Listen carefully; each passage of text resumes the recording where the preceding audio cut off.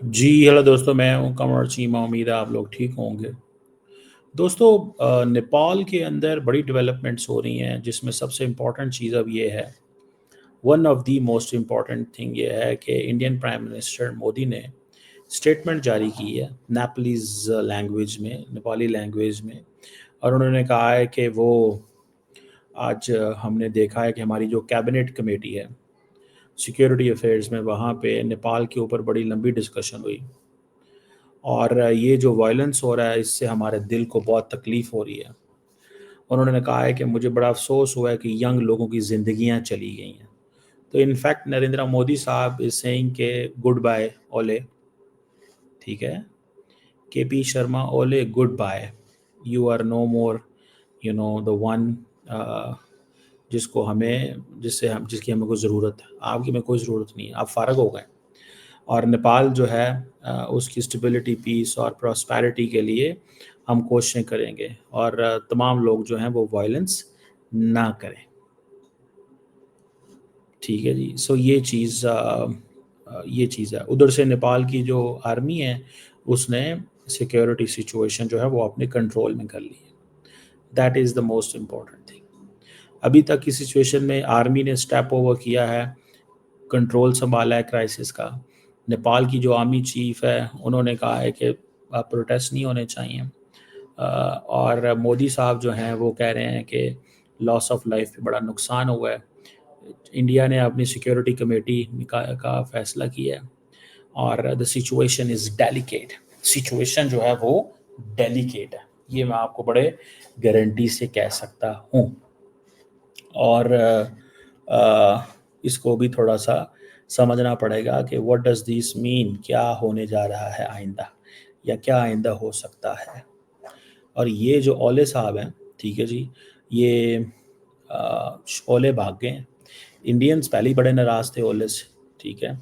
اگر میں اس کی تھوڑی سی ایک وہ کروں سچویشن کو کہ کیا کیا مسئلے تھے۔ پہلے تو ظاہری بات ہے بارڈر ڈسپیوٹ ایک ہے ہی ہے، وہ تو ہر ملک کے ساتھ ہی ہوتا ہے۔ انڈیا نے 2020 کے اندر ایک روڈ کھولا تھا جو کہ لپولیخ پاس سے کیلاش منسروور جو کہ چائنا کے بارڈر کی طرف جاتا ہے، جس پہ نیپال نے پروٹیسٹ کیا، اور سننے میں آیا کہ کے پی شرما اولے نے یہ بات چائنیز سے بھی کی، اور نیپال نے ایک نیا پولیٹیکل میپ جاری کر دیا تھا جس میں ڈسپیوٹس جو تھے اور جو ٹینشنز وغیرہ تھیں اس میں بتایا گیا کہ ڈسپیوٹڈ ایریاز اور کیا کیا ہیں اور کدھر کدھر ہیں۔ سو یہ چیزیں ہیں انڈیا اور نیپال جو ہے، اس میں یہ اولے جو ہے وہ یہ کئی دفعہ ماضی میں کہہ چکے ہیں کہ جناب آپ تو انڈیا کو سمجھنا چاہیے کہ Nepal is not its colony, اس طرح کی باتیں بھی ہوئی ہیں، ٹھیک ہے جی۔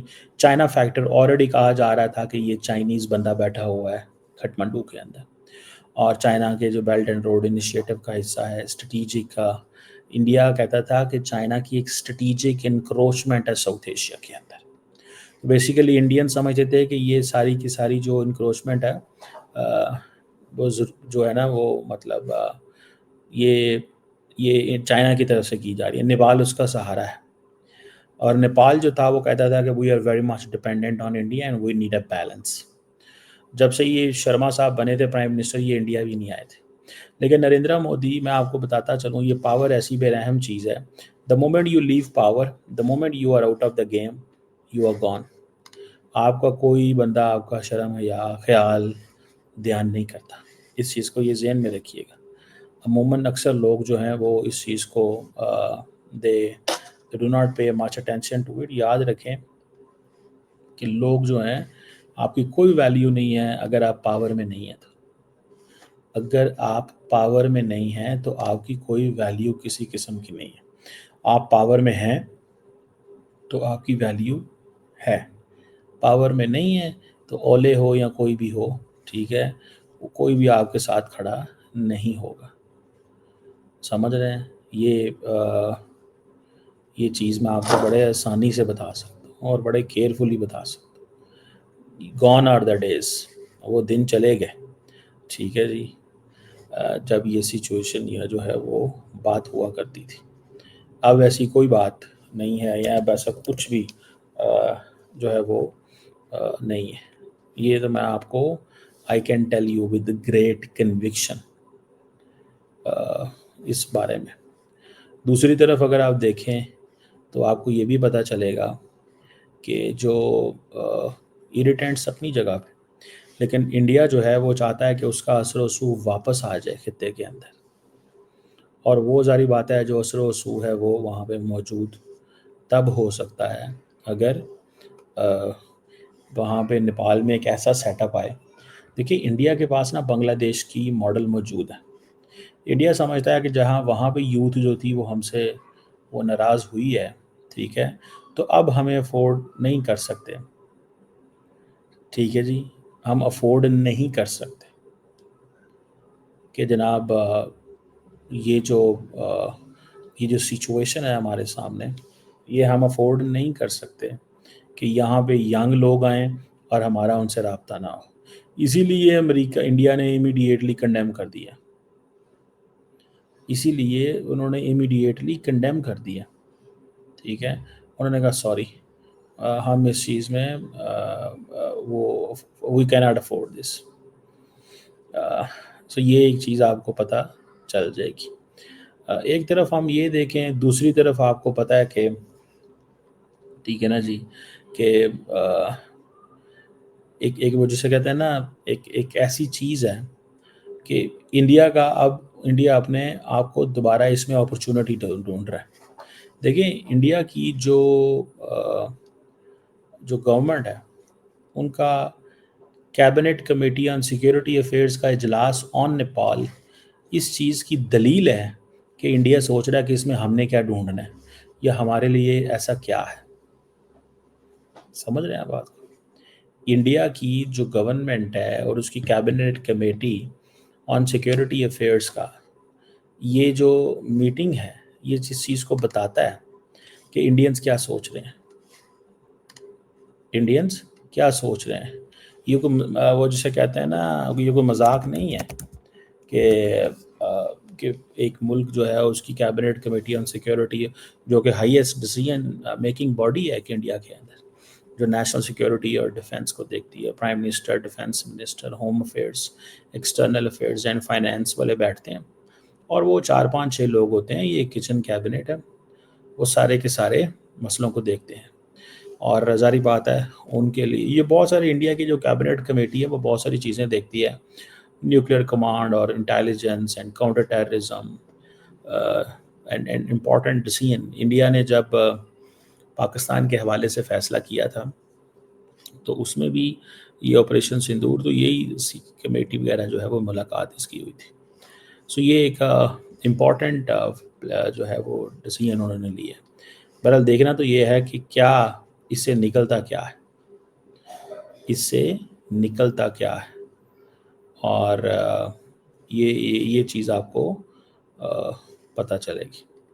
اور انڈین ظاہری بات ہے ان کے کیونکہ انڈیا کا کیونکہ لگتا ہے نیبرنگ کنٹری ہے، تو انہوں نے بڑے کیئرفلی دیکھنا ہے کہ ہمیں اس میں کیا فائدہ ہوگا یا کیا نقصان ہوگا، یا ہمارے لیے اس میں کیا چیز ایڈوانٹیجز ہے، ہمارے لیے کیا چیز اس میں ایڈوانٹیجز ہے، ہمیں کیا کرنا ہے. سو لیٹس سی اس میں انڈیا کا کیا انٹرسٹ ہے. انڈیا ڈزنٹ وانٹ کہ ایک اور یوتھ جو ہے وہ ایک اور کنٹری یوتھ کے حوالے ہو اور ہمارا اس سے کوئی لینا دینا نہ ہو. ایک اور کنٹری یوتھ کے حوالے اور ہمارا اس سے لینا دینا ہو، تو اس چیز کو وہ کہہ رہے ہیں. سو اسی لیے یہ جو انڈینس جو جیسے فار ایگزامپل جو رائٹ ونگ کے اینالسٹ ہیں وہ بڑے خوش ہیں، چلو بیٹا نکلو تم یہاں سے، چلو تم یہاں سے نکلو. ٹھیک ہے. سو یہ ایک ایسی چیز ہے جس میں کوئی پتہ نہیں ہے. دیکھیں پاکستان اور بھارت کے اندر اس طرح جو یوتھ ہے نا وہ سڑکوں پہ آ کے پروٹیسٹ کر کے کچھ نہیں اچیو کر سکتی، بیکاز اس کی وجہ یہ ہے کہ دونوں ملک جو ہیں وہ سیکیورٹی اسٹیٹ ہے. انڈیا بھی سیکیورٹی، وہاں پہ اپریٹس بہت تگڑا ہے. انڈیا کا اپریٹس کوئی کمزور اپریٹس نہیں ہے، وہ جدھر مرضی چلے جائیں، جو مرضی کر لیں، جیسے مرضی کر لیں.